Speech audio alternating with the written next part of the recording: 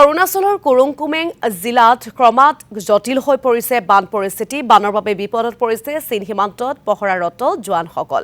ITBP, BSF আৰু সেনাৰ শিবিৰৰ সৈতে যোগাযোগ বিচ্ছিন্ন। ভাৰত চীন সীমান্তৰ উৰি দলং উটুৱাই নিছে বানে। অভাৱনীয় পৰিস্থিতিৰ সৃষ্টি হৈছে। বান পৰিস্থিতিয়ে ভয়ংকৰ ৰূপ ধাৰণ কৰিছে। অৰুণাচলৰ কুৰুংকুমেং জিলাত ক্ৰমাৎ জটিল হৈ পৰিছে বান পৰিস্থিতি। এই দৃশ্যাংশ আমি আপোনালোকক দেখুৱাই আছো। বানৰ বাবে বিপদত পৰিছে চীন সীমান্তত পহৰাৰত জোৱানসকল। ITBP, BSF আৰু সেনাৰ শিবিৰৰ সৈতে যোগাযোগ বিচ্ছিন্ন হৈ পৰিছে। ভাৰত চীন সীমান্তৰ উৰি দলং উটুৱাই লৈ গৈছে প্ৰলয়ংকাৰী বানে।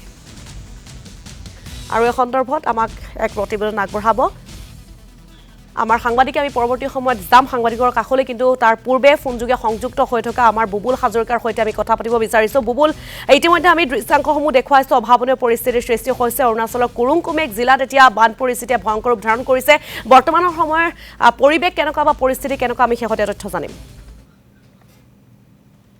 যোৱা ৰাতিৰ পৰা যি কুৰুংকুমেং জিলাত অৰুণাচলৰ চীন সীমান্তৰ এখন জিলা, হিমালয় পাদদেশৰ পূব আৰু দক্ষিণ পূবত থকা এখন জিলা।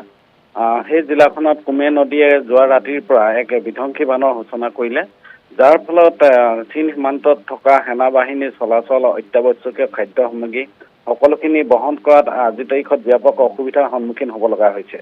আৰু আমি কৈছোঁ যে চাৰ্লি আৰু পাৰ্লো, এই যি এটা ৰাজচক্ৰ আছে, এই পাৰ্চি আৰু পাৰ্লো ৰাজচক্ৰটোৰ ব্যাপক ক্ষতি সাধন হৈছে। তাৰ গীৰ্জাঘৰ, দলং, আৱাসিক এলেকাৰ লগতে বিদ্যালয় সকলোবিলাক নিমিষতে কুমে নদীৰ বানে উটুৱাই লৈ গৈছিলে আৰু তাৰ ফলত বিস্তৰ ক্ষতি সাধন হৈছিলে। আৰু এই কুমে নদীখন হ'ল সোৱণশিৰি নদীৰ প্ৰধান এখন উপনদী। আৰু ইয়াৰ পাছত আন এখন নদী আছে কামলে নদী। কামলে নদীখন কামলে জিলাৰ পৰা সংযোগ হৈছে আৰু সোৱণশিৰি দাপৰিজোৰ পাছত সোৱণশিৰি নদীৰ লগত সংযোগ হৈছে। দাপৰিজোৰ আগত এই কুমে নদীখন সংযোগ হৈছে সোৱণশিৰিৰ লগত। গতিকে তিব্বত সীমান্তৰ পৰা অৰুণাচল প্ৰদেশৰ মাজেৰে বৈ অহা এই কুমে আৰু কামলে নদীয়ে সোৱণশিৰিক এটা জলস্তৰ দুইখন নদীয়ে আগবঢ়ায়।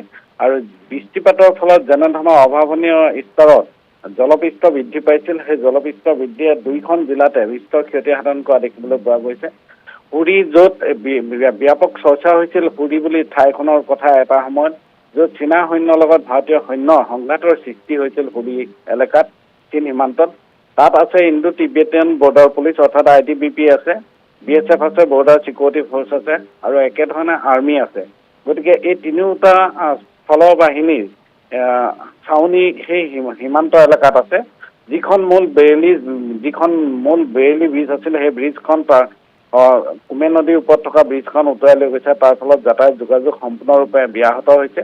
এতিয়া ওলোমা দলঙেৰে নতুনকৈ তালৈ যোগাযোগ ব্যৱস্থাপনা কৰিবলৈ যত্ন কৰা হৈছে আজিৰ দিনটোৰ ভিতৰতে।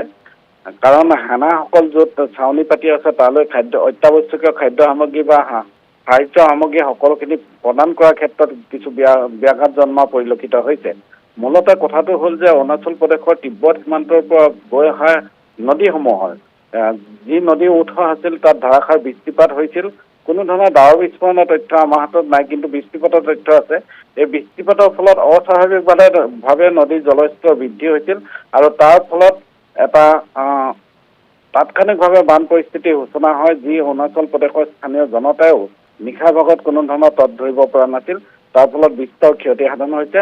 মূলতঃ যোৱা ৰাতিৰ পৰা যি এটা পৰিস্থিতিৰ সৃষ্টি হ'ল মূলতঃ বৃষ্টিপাতৰ ফলত, তাৰ ফলত অৰুণাচলৰ কুৰুংকুমে জিলাৰ লগতে কামলে জিলা আৰু কেইবাখনো দক্ষিণ পূব হিমালয়ৰ লগত জড়িত হৈ থকা দক্ষিণ পূব হিমালয়ৰ পাদদেশত থকা কেইবাখনো অৰুণাচল প্ৰদেশৰ জিলাত বিস্তৰ ক্ষতি সাধন হৈছে এই বৃষ্টিপাতৰ ফলত। আপোনাক ধন্যবাদ জ্ঞাপন কৰিছোঁ। আপুনি আমাক পৰিৱেশসমূহ পোৱাৰ পৰা দেখুৱাই আহিছে। আমি পৰৱৰ্তী সময়তো আপোনাৰ দ্বাৰা পৰিৱেশসমূহৰ বিষয়ে, পৰিস্থিতিসমূহৰ বিষয়ে জানি যাম, কিন্তু আমি সমান্তৰালকৈ এইসমূহ দৃশ্যাংশ দেখুৱাইছোঁ। এতিয়া দেখিবলৈ পোৱা গৈছে ITBP, BSF আৰু সেনাৰ শিবিৰৰ সৈতে যোগাযোগ বিচ্ছিন্ন হৈ পৰিছে। ফলত হাহাকাৰ পৰিস্থিতিৰ সৃষ্টি হৈছে। ভাৰত চীন সীমান্তৰ উৰি দলং উটুৱাই লৈ গৈছে প্ৰলয়ংকাৰী বানে।